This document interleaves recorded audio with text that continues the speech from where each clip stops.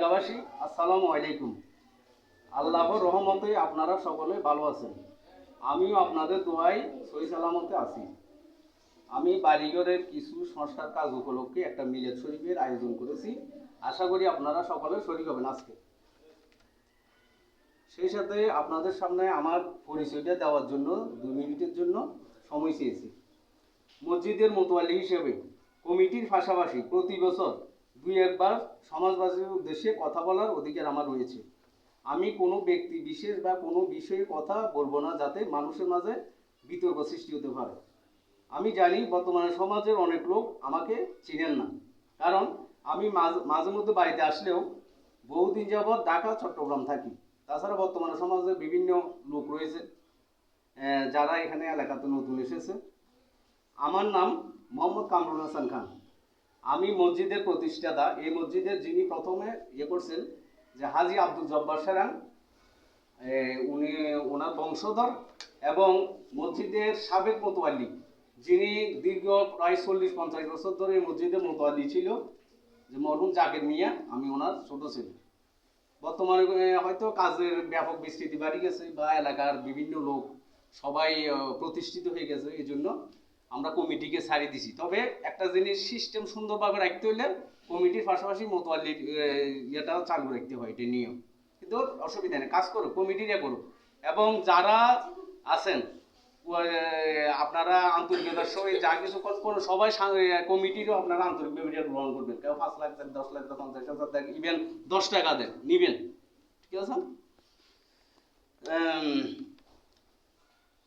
বর্তমানে মসজিদে কমিটি সবকিছু করলেও মোতোয়ালি হিসেবে অবশ্য আমিও মাঝে মধ্যে মসজিদের বিভিন্ন সংস্কারমূলক কাজের উদ্যোগ নিয়েছিলাম। যেমন মসজিদের দক্ষিণ পাশের প্রজেক্ট আমার হাতে গড়া, এবং মসজিদের মাঠ না থাকায় এই যে মাঠটা এখন গেছে গা, এখন আমি মসজিদের প্রজেক্টের পশ্চিম পাশ অগভীর মাঠ রেখেছি। এখানে কম আছে, তার কারণে এখানে না পারলে এখানেও মাঠ দিতে পারবে।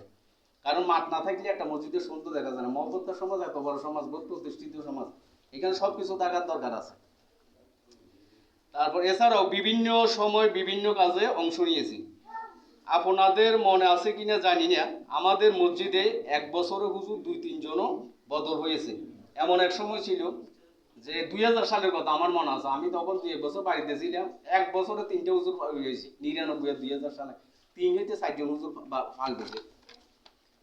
বিশেষ করে ইমাম সাহেব মন্নান হুজুরকে তখন আমি আমার উদ্যোগে এখানে আনার চেষ্টা করি, যা অবধি 20 বছর ধরে বলবৎ রয়েছে। এবং সমাজের মানুষের বিস্তৃতির কারণে সেই সাথে মুয়াজ্জিনও আছে। এর আগে আমাদের ওস্তাদ সালাম হুজুর ছিলেন দীর্ঘদিন যাবৎ, যিনি দীর্ঘ প্রায় 40 বছর ছিলেন। তো সেখানে আমার আব্বা এবং মরহুম আলী সুগানি দাদা, ওনারা বিশেষ সহযোগিতা করেছিলেন। এই সুগানি এর কথা আমার স্মরণ করতে হয়। বর্তমানে আমি বছরে 3টা মিলাদ পড়ানোর একটা উদ্যোগ নিয়েছি। যেমন বছরের শুরুতে, মানে সমাজে তো বিভিন্ন মিলাদ মাহফিল হবে, আমি ব্যক্তিগতভাবে 3টা মিলাদ পড়াবো। একটা হচ্ছে জানুয়ারি মাসের প্রথম জুমায়, জানুয়ারি মাসের প্রথম যে মসজিদের প্রতিষ্ঠাতা আব্দুল জব্বার হাজির নামে একটা মিলাদ শরীফ হবে।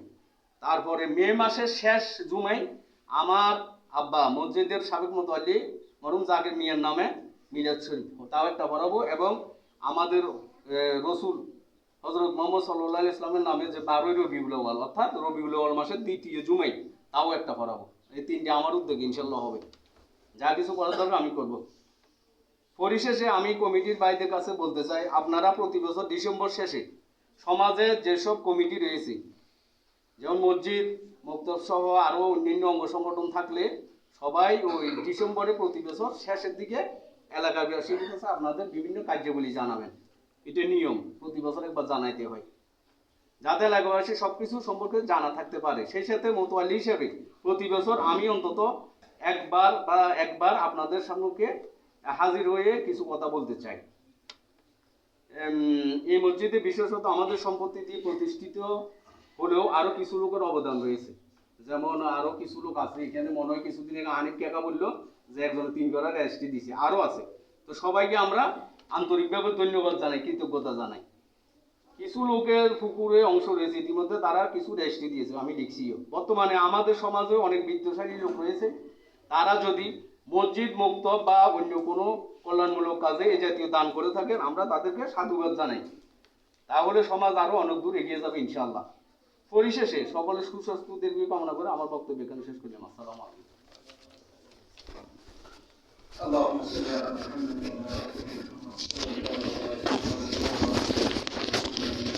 اللهم